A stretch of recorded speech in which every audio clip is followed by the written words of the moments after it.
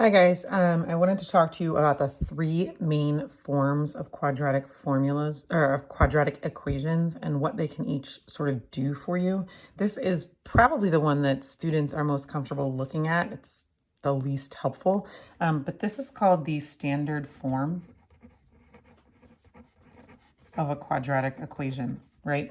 And it's typically written with the x squared term first, the x term in the middle, and our constant term at the end. Sometimes there is no middle term, sometimes there is no constant term, but it generally looks like this. Here we have what's called the factored form. Some people call it the intercept form. And I'll show you why in a moment, but this is the factored form of a quadratic. This is a very, very common thing. You probably remember this from your school days. This is a very common, going from standard form to factored form and factored form to standard form is a super important skill for a leader in math, and that is one of the things you'll look at this week. This over here is one that students often forget. It is called vertex form. It's actually our most helpful and useful form, but these are all three forms, and actually these three are all forms of the same exact function. So this has been, if you manipulate it using operations, you can get from this form to either of these, you can get from this form to either of these, and back and forth. So let's look at what each one tells us. Standard form of a quadratic really only tells us, I'd say, two things. One, this tells us what our y-intercept is. Okay, so this tells us that we have a y-intercept of positive 8. Maybe 1, 2, 3, 4, 5, 6. I can't talk and graph at the same time. So our y-intercept, 0, 8, is given to us by standard form. The reason why that is when you plug in 0 for x, these two terms go away and you're always going to be left with this constant term. If there is no constant, then the y-intercept would be in the middle. So we have this y-intercept of 0, 8. The other thing that this would tell us in standard form is if there's a negative out in front, it would tell us that it was flipped over. We don't have one, so this is pretty much the only information we can get from this. Factored form is sometimes called intercept form because these factors actually give us our x-intercept, or what you'll hear called zeros or roots.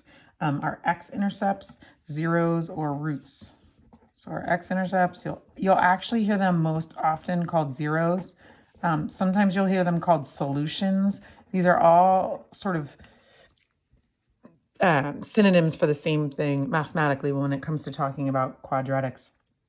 Our x-intercepts in this case are going to be -2 and -4. The reason we know that is because our x-intercepts are where y is equal to 0. It's where there's no sort of rise. So if our y is equal to 0, the two numbers that would make our y equal to 0 are -2, because if we plug this in, we'd get -2 plus 2 is 0. That multiplied by anything is going to give us that 0 we're looking for. And -4. -4 times +4 would give -4 plus +4 would give us 0. 0 times anything would give us 0. I always tell students to set it up as sort of small equations. If that factor equals 0, or if that factor equals 0, because we're dealing with multiplication, okay, our y would equal 0. So these are going to be our two x-intercepts. That will come up big later this week. I think there's some other videos in the math folder that can help you look at that more closely. So these are our x-intercepts. We have -4, 0 and -2, 0. That's why factored form is super important, because if we're talking about this as like a word problem, a parabola, where we're talking about like a projectile, which is most common, you could figure out where it landed, where it started from those x-intercepts. They are technically referred to as the solution to a quadratic equation.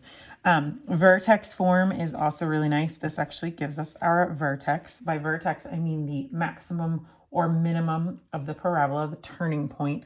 The vertex in this case is going to be -3, comma, -1. So 1, 2, 3, comma, -1. You will notice this split the difference of these two x-intercepts. So actually you can get to the vertex from here. You just have to find the middle of these two terms, which is -3. If you plugged that back in to the function, you would get -1. So we have that vertex of -3, -1. Where I'm getting that from vertex form just by looking at it is that it's always the opposite of this value right here, and then it's this value as well. And there are some videos that explain why that is in the folder as well. So now we have this general shape of this parabola. There would be an 8 over here at -5 because it'd be exactly symmetrical.